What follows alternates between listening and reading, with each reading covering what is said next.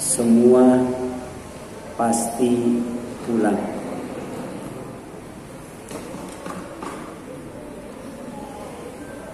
Ada 3 tempat yang kita pasti pulang ke tempat itu. Yang pertama adalah kampung halaman, tempat kita dilahirkan, tempat kita dibesarkan, tempat berkumpul bersama orang tua, bersama istri, bersama anak, dan bersama saudara. Minimal 1 sekali, jadi minimal setahun sekali, setiap hari raya Idul Fitri kita pulang kampung, ke kampung halaman. Yang hadir di sini rata-rata orang kota, orang kampung, ya, pasti pulang ke kampung halaman. Yang kedua, tempat kita pulang adalah pulang ke kampung tempat mengembara, tempat berkelana, umumnya adalah kota. Jadi pulang ke kota. Untuk apa? Untuk belajar, untuk bekerja, kemudian berkumpul bersama tetangga, berkumpul bersama teman, dan berkumpul bersama sahabat. Dan yang ketiga, tempat kita pulang dan kita pasti pulang ke tempat itu adalah kampung akhirat, kampung yang terakhir, yang kita tidak akan pulang lagi. Dan ini adalah tempat kehidupan yang sebenarnya, yang oleh Al-Quran disebut al-hayawan. Kemudian tempat yang lebih baik, tempat yang lebih kekal, khairu wa abqa. Kemudian kita pulang ke tempat itu untuk selamanya. Jadi ada mudik yang tidak akan balik-balik, yaitu mudik ke kampung akhirat. Kalau ke kampung halaman balik lagi, ke kampung tempat bekerja, tempat belajar, balik lagi. Tapi kalau pulang ke kampung akhirat tidak akan balik-balik lagi. Dan ini Allah ingatkan dalam Al-Quran, surat At-Takwir ayat 26 sampai 27. A'udzu billahi minasyaitonir rajim. Fa aina tadhabu? Maka kemana kalian akan pergi? Ini pertanyaannya sederhana, tapi mengandung maksud, mengandung arti yang sangat dalam, sangat luas. Fa aina tadhabun? Kalian tuh mau pergi kemana? In huwa illa dzikrul alamin. Dan pertanyaan ini ada dalam Al-Quran, dan Al-Quran itu sejatinya adalah zikrun. Apa zikrun itu? Pelajaran. Pelajaran yang utama, yang pertama yang wajib kita pelajari. Di rapat pesantren, itu nomor satunya adalah Al-Quran. Al-Quran. Dan salah satu tujuan Allah menurunkan Al-Quran itu adalah zikrun lil alamin, memberikan pelajaran kepada manusia, pelajaran yang sangat berharga. Yang kedua, zikrun itu peringatan, peringatan untuk manusia, karena manusia itu punya kelemahan. Apa kelemahan manusia? Suka lupa, sering lupa, banyak lupa. Dan seiring bertambahnya umur jadi pelupa, dan pada akhirnya adalah pikun. Ini sunatullah, ini takdir Allah yang tidak bisa dicegah, tidak bisa dihalangi. Nah kemudian yang selanjutnya, pertanyaan fa aina tadhhabun in huwa ila dzikrul alamin mengandung 5 hal yang sangat penting sebagai pelajaran dan sebagai peringatan. Yang pertama, Allah menanyakan tujuan kita ini mau pergi kemana, kalau pulang mau kemana pulangnya. Ya. Ternyata kalau kita baca surat Al-Fajr ayat terakhir, sejatinya kita adalah memenuhi panggilan Allah untuk pergi, untuk pulang menghadapnya. Ya. Itu dipanggil oleh Allah untuk pulang, dipanggil oleh Allah untuk kembali, dipanggil oleh Allah untuk pergi menghadapnya. Ya. Tapi dengan jiwa yang tenang, ya. Bukan dengan jiwa yang panik, ya. Tapi dengan jiwa yang tenang. Ya. Bagaimana supaya kita pulang menghadap Allah dengan jiwa yang tenang, dengan hati yang tenang? Yang pertama, ya, kalau kita pulangnya membawa kebaikan, yang Rasul menyebutnya sebagai al-birru. Ya. Jadi kalau kita pulang menghadap Allah, dipanggil menghadap Allah, maka kita harus membawa jiwa yang tenang, hati yang tenang. Kita membawa kebaikan, menjadi orang yang baik. Makanya doa kita, wa tawaffana ma'al abror. Ya Allah wafatkan, ya Allah matikan kami bersama orang-orang yang berbuat baik. Ya. Kalau mati bawa kebaikan, insya Allah tenang. Tapi kalau mati bawa dosa, mati bawa kesalahan, mati bawa kejahatan, nggak bakal tenang. Jangankan mati, hidup pun, ya, kalau jahat, ya, itu tidak akan tenang. Ya, kalau salah, tidak akan tenang. Makanya bawa kebaikan. Ya. Yang kedua, ya, bawa akhlak yang mulia. Ya. Karena al-birru itu sejatinya di samping bikin hati tenang, bikin jiwa tenang, juga al-birru itu adalah akhlak yang mulia. Dan ini misi utama dan pertama Rasulullah diutus oleh Allah SWT, di samping mentauhidkan umatnya dalam beribadah kepada Allah Subhanahu wa ta'ala. Jadi Rasul menjamin, ya, umatnya itu akan dapat rumah di surga yang paling tinggi. Dan ternyata orang yang akan mendapatkan rumah di surga, ya, yang paling tinggi itu adalah orang yang berakhlak mulia. Inilah makna daripada sabda Rasulullah, innama bu'itsu liutammima makarimal akhlak. Sesungguhnya aku diutus tiada lain, tiada bukan, kecuali untuk menyempurnakan akhlak yang mulia. Makanya Rasul dalam surat Al-Quran dikatakan, wa inna la'ala khuluqin adzim.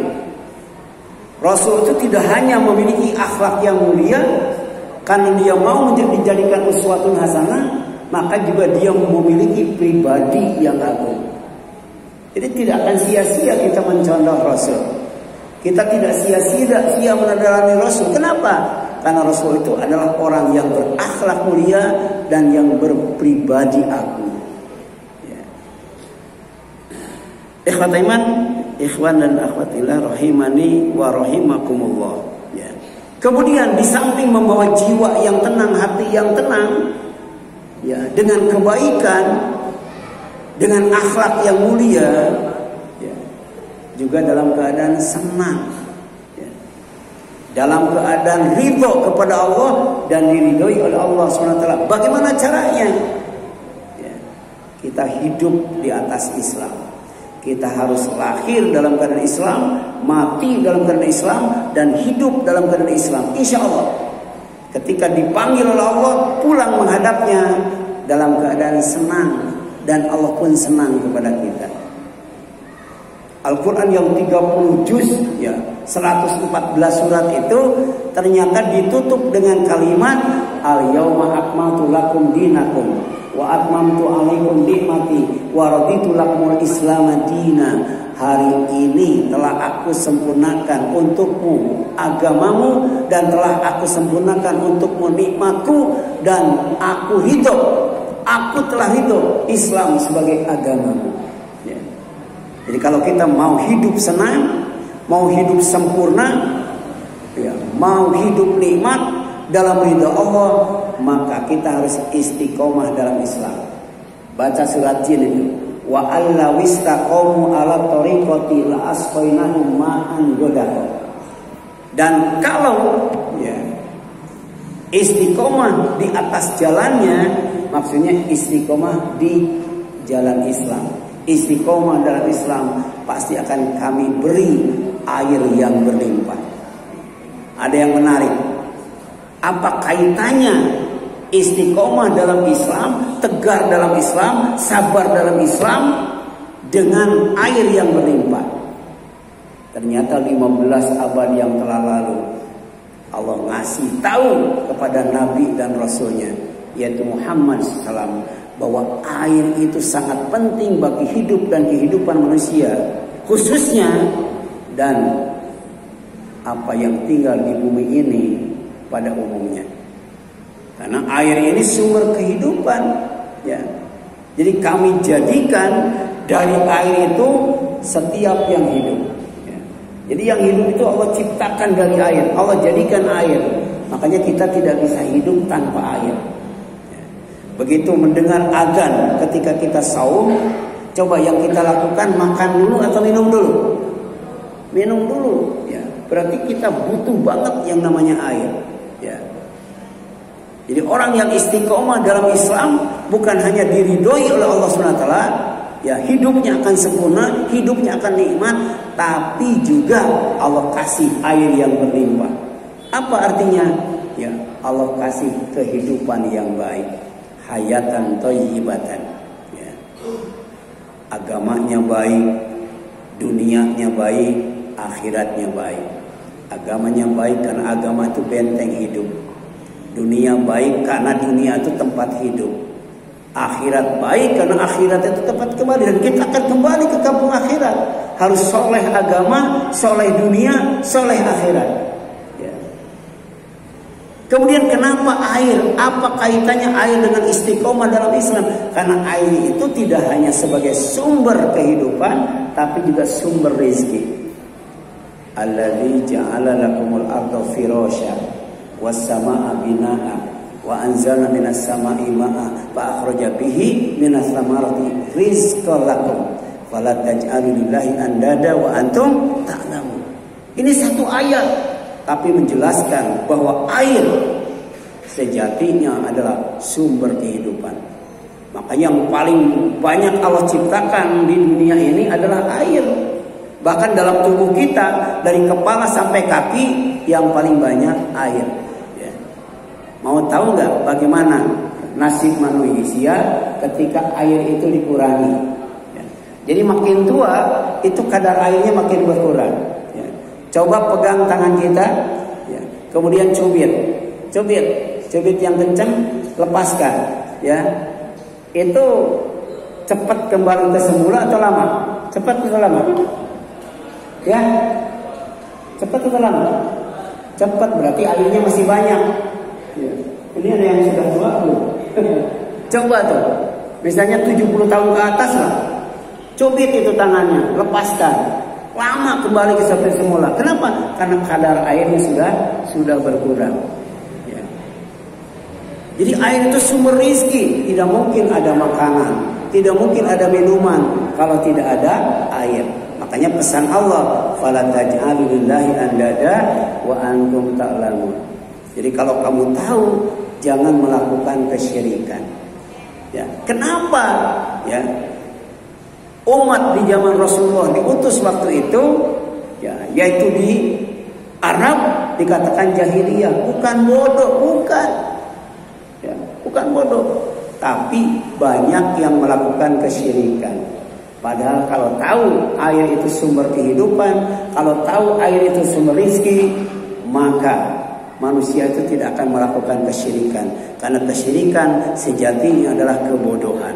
Na'udzubillahi min zalik. Ya. Kemudian kembali kepada Allah itu sebagai apa? Sebagai hamba Allah.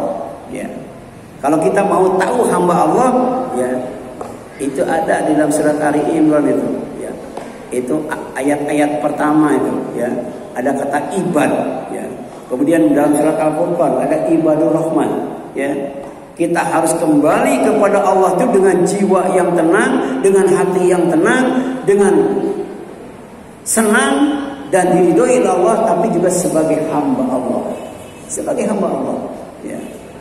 Kemudian yang dipersilahkan masuk ke dalam surganya. Ya. Inilah yang harus kita siapkan. Karena kita pasti akan pulang ke kampung akhirat menghadap Allah. Ya ayyatuhan nafsul mutmainnah irji'i ila rabbiki radiyatan mardiyah fadkhuli fi jannati fadkhuli fi ibadi wadkhuli jannati.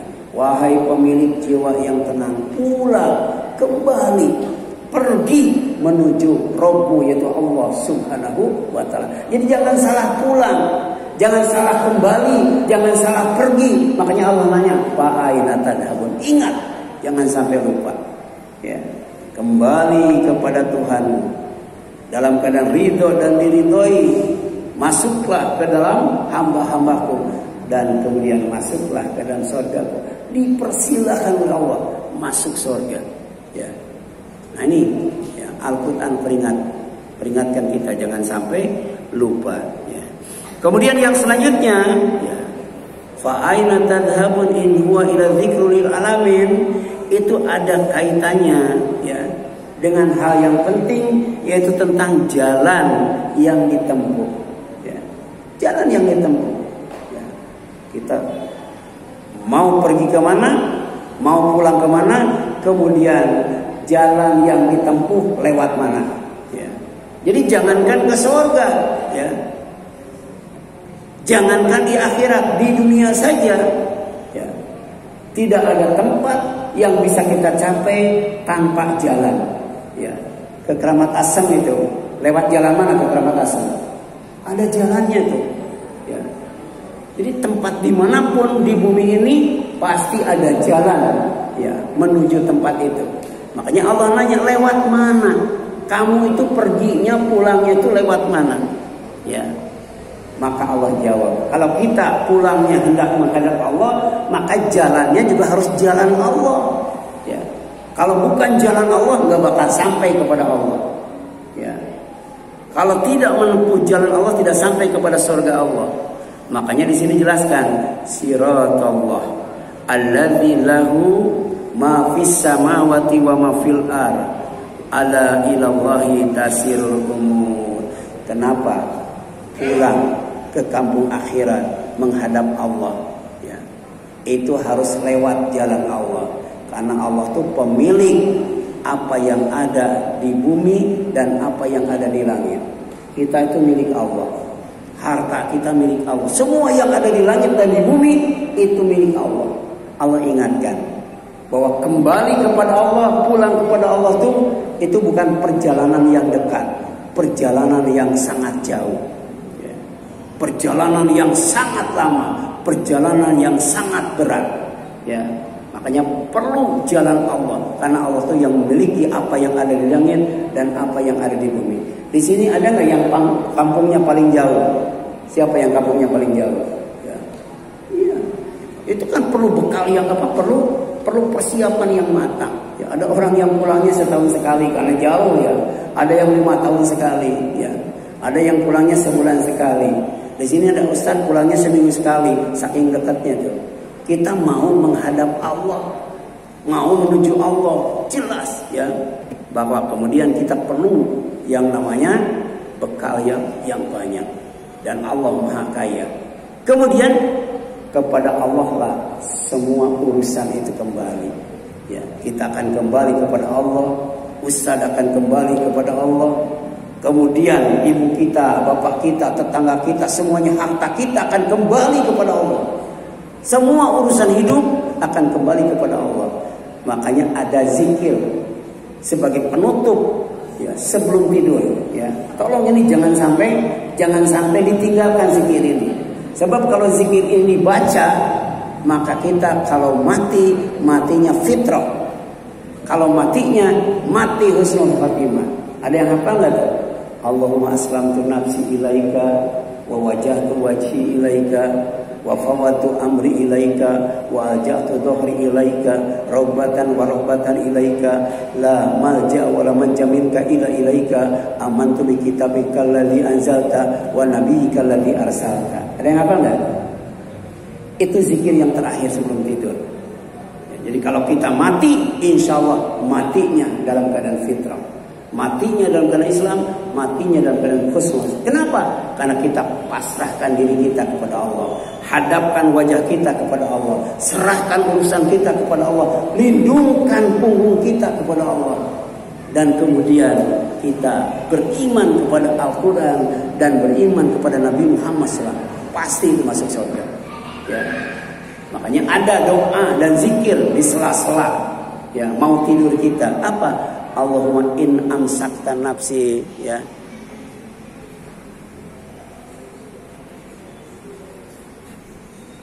Ini mati ya. Mati ya.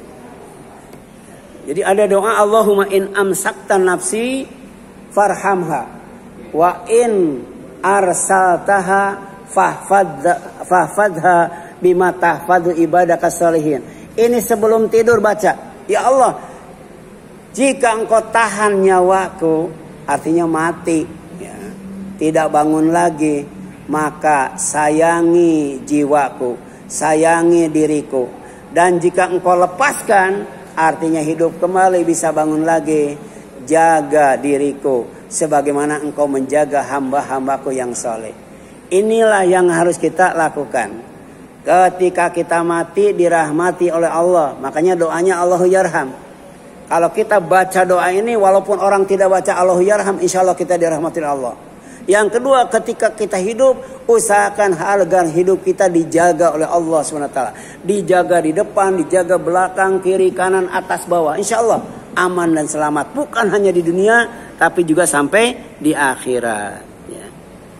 Kemudian yang ketiga, fa aina tadhhabun in huwa ya ila zikrul alamin, itu erat kaitannya ya dengan hal penting, yaitu mengenai pedoman, petunjuk yang digunakan oleh kita ketika kita kembali kepada Allah.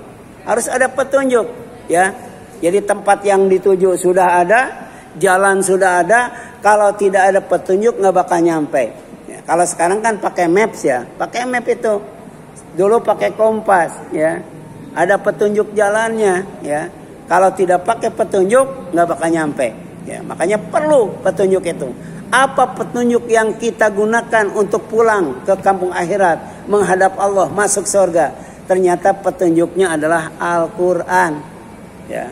Karena Al-Quran itu adalah siratal mustaqim, siratal ladzina an'amta alaihim ghairil maghdubi alaihim waladhdallin. Kalau hidup tidak mau sesat, hidup tidak mau dimurkai oleh Allah, tapi hidup dalam nikmat Allah bersama teman-teman kita yang terbaik. Siapa?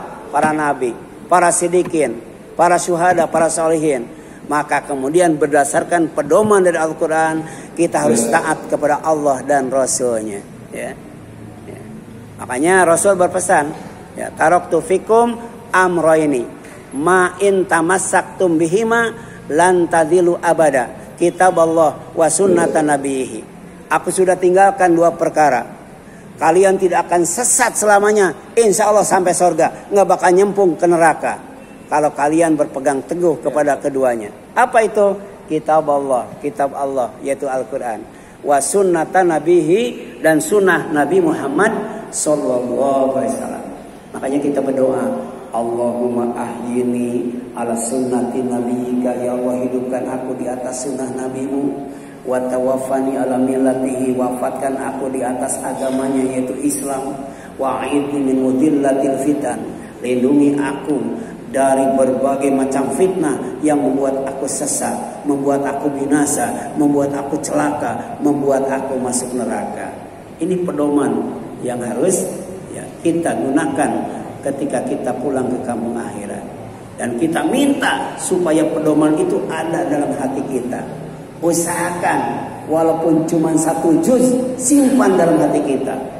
Walaupun cuma 1 surat, simpan dalam hati kita. Kalau hati kita terang dengan hidayah Allah, maka tangan kita, mata kita, telinga kita, lisan kita, tangan kaki kita juga akan terang. Ya, ada yang menarik itu. Ada yang menarik. Ya. Kalau kita membaca Al-Quran, ya, maka tempat kita di sisi Allah itu sesuai dengan bacaan kita yang terakhir. Semakin banyak kita membaca Al-Quran, maka semakin dekat dengan Allah Subhanahu wa Ta'ala. Tapi kemudian kalau kita hafal 1 ayat, ya, kita akan dikasih mi'raj. Apa mi'raj itu? Tangga untuk naik ke langit, kemudian menembus 7 langit sampai Sidratul Muntaha, bertemu dengan Allah, dimasukkan ke dalam surganya. Dua ayat, 2 tangga. Ya, ini ada yang hafal 30 juz enggak di sini? Coba 1 ayat 1 tangga. Ya, kira-kira kalau hafalnya 30 juz berapa tangga itu? Ya. Kalau kita hafal surat Al-Kautsar, ya, itu berapa ayat Al-Kautsar itu? Itu 3 tangga. Al-Fatihah berapa tangga?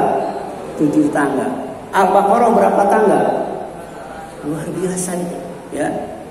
Apalagi kalau kita hafal Al-Quran, insya Allah nanti, ya, bapak kita akan dipasangkan mahkota, ibu kita akan dipasangkan mahkota yang bertahtakan permata, dan permata yang ada di mahkota bapak dan ibu kita itu lebih baik daripada dunia dan isinya.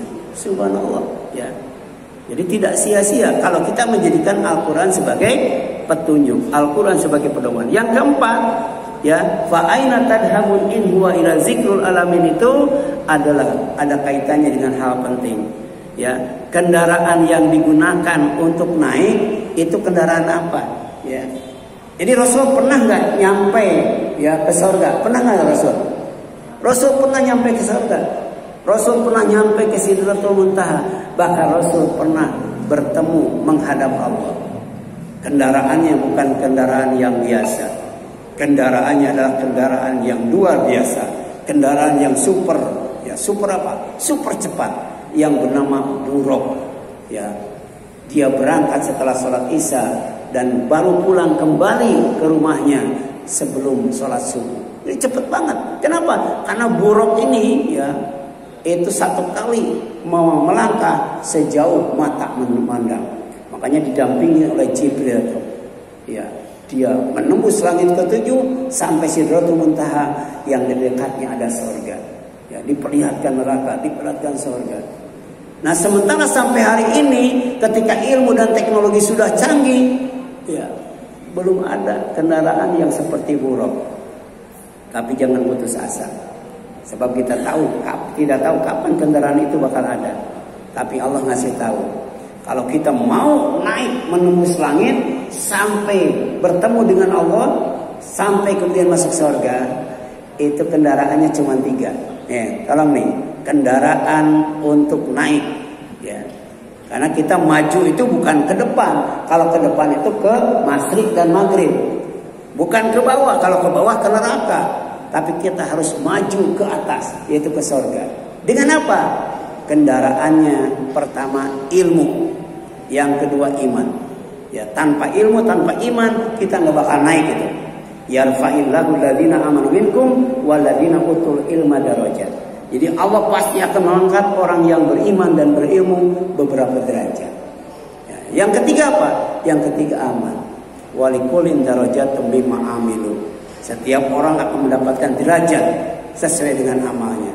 Jadi semakin banyak ilmu, semakin banyak amal, semakin kuat iman, maka semakin tinggi, ya, kita diangkat oleh Allah SWT sampai di dekatnya, masuk ke dalam surganya. Yang terakhir, menanyakan tentang apa? Tentang bekal yang harus dibawa. Ternyata bekal yang harus dibawa pulang ke kampung akhirat itu adalah takwa. Wa tazawwadu fa inna khairaz zadi taqwa. Hendaklah kamu berbekal, ya, dalam perjalanan di dunia ini sampai di akhir kelak dengan yang namanya takwa. Karena takwa itu adalah sebaik-baiknya bekal. Bagaimana supaya kita tahu apa itu takwa? Bagaimana supaya menjadi orang yang bertakwa? Untuk apa takwa itu? Itu ada pedomannya Al-Quran. Ya, Alif Lam Mim, Dzalikal kitabu la raiba fihi hudal lil muttaqin. Dan orang yang bertakwa insya Allah dimuliakan di dunia dan di sorga di akhirat akan dimasukkan ke dalam sorga yang kaplingnya seluas langit dan bumi. Wallahu a'lam. Ya. Silakan, ada yang tanyakan sampai sini? Silakan. Ada? Silakan. Ada? Ayo, tanya. Ada yang nanya? Nggak ada? Oh, nanya. Silakan. Kalau zikir kan artinya memberi peringatan kan? Ya. Ayo, pakai ini. Ya. Ayo. Pertanyaan saya adalah zikir memberi peringatan dan contoh peringatan itu seperti misalnya kita nggak boleh main HP saat ketika ujian. Nah itu termasuk lupa atau gimana? Kalau misalnya kita main HP. Ya. Jadi lupa itu, silakan. Lupa itu ada 3 macam ya. Lupa itu ada. Pertama, lupa biasa. Semuanya mengalami lupa biasa. Namanya anisyan, itu lupa biasa. Kalau lagi belajar main HP itu lupa biasa bukan? Hah? Bukan kan? Walaupun lupa biasa sebelum tidur kita harus minta, berdoa kepada Allah jangan sampai itu jadi dosa. Rabbana la tu'akhidna in nasina au akhtana. Ya walaupun lupa biasa tuh. Lupa biasa namanya anisyan itu ya. Gitu. Ya. Misalnya kalau sudah tua itu lupanya biasa sudah tua ya. Saya pernah itu ya. Gosok gigi pakai hot in itu pernah tuh. Ya. Gimana rasanya gosok gigi pakai hot in? Pernah tuh. Lupa. Dikiranya odol. Malah odol dipakai apa? Facial foam dipakai cuci muka odol ya. Itu. Kadang-kala kita lagi jalan menuju suatu tempat mau melakukan sesuatu, pas sampai di tempat itu kita bengong mau apa tuh. Tapi baru ingat lagi kalau kembali ke tempat asal kan. Itu namanya anisyan, lupa biasa. Yang kedua ada lupa karena apa? Ya. Lupanya itu karena ceroboh, karena lalai. Misalnya nyimpan sesuatu tidak tetap pada tempatnya. Jadi nyimpannya tuh di mana aja. Suka lupa nggak tuh? Ya coba kalau kita misalnya tempat sendal di sini, tempat kacamata di sini, kemudian tempat buku di sini, tempat baju di sini, tetap kita nyimpannya nggak bakal lupa. Nah kalau lupa itu namanya sahun ya, sahun ya, sahun atau sahun itu lupa karena ceroboh atau karena lalai. Yang ketiga ada lupa karena sengaja, namanya ghaflah. Coba ketika belajar main HP, lupa biasa, lupa lalai atau lupa disengaja. Ya. Nah kalau lupa disengaja yang namanya ghaflah itu nilainya lebih rendah daripada binatang. Ya. Punya mata tidak digunakan untuk melihat kebenaran. Punya telinga tidak digunakan untuk mendengarkan kebenaran. Punya hati tidak digunakan untuk memahami kebenaran. Ya, mereka itu seperti kal an'am balhum adhallu. Seperti binatang ternak bahkan lebih rendah daripada itu. Oleh karena itu Allah ngasih mata untuk melihat kebenaran, ngasih telinga untuk mendengar kebenaran, ngasih hati untuk apa? Memahami kebenaran. Itu namanya syukur nikmat. Insya Allah ditambah oleh Allah SWT nikmatnya. Amin ya Allah ya Rabbal alamin. Silakan ada lagi? Ada lagi? Silakan. Ayo ke depan. Ayo ke depan. Ya silakan. Oh udah satu aja. Yang lain. Ayo. Siapa? Ayo berani. Ada lagi? Ada yang nanya? Ya? Ada? Nggak ada? Ya. Ini makalahnya sudah di-share ya ke Ustaz Ismail ya. Nanti, silakan. Ya. Iya, itu kiasan. Ya, surga dunia ya. Ya. Kan di dunia itu tidak di akhirat itu tidak ada kebohongan ya. Jadi dzalikal yaumul haq ya. Jadi hari akhirat ya, termasuk ketika berada di surga itu tidak ada kata-kata bohong, tidak ada kata-kata dusta. Kemudian di surga itu ya full senyum ya. Dhahikatun mustabsirah ya. Jadi kalaupun tersenyum terus, walaupun tertawa terus, tidak akan pegel dan tidak akan sakit perut kita. Coba di dunia ya, ketawa terus, sakit nggak perut? Ya. Tersenyum terus, sakit nggak ini? Pegel itu. Tapi di surga enggak ya. Dhahikatun mustabsirah. Tertawa terus, gembira terus ya. Tapi ada ya tempat di mana di sana itu tidak ketemu yang namanya tertawa, tidak ketemu yang namanya tersenyum.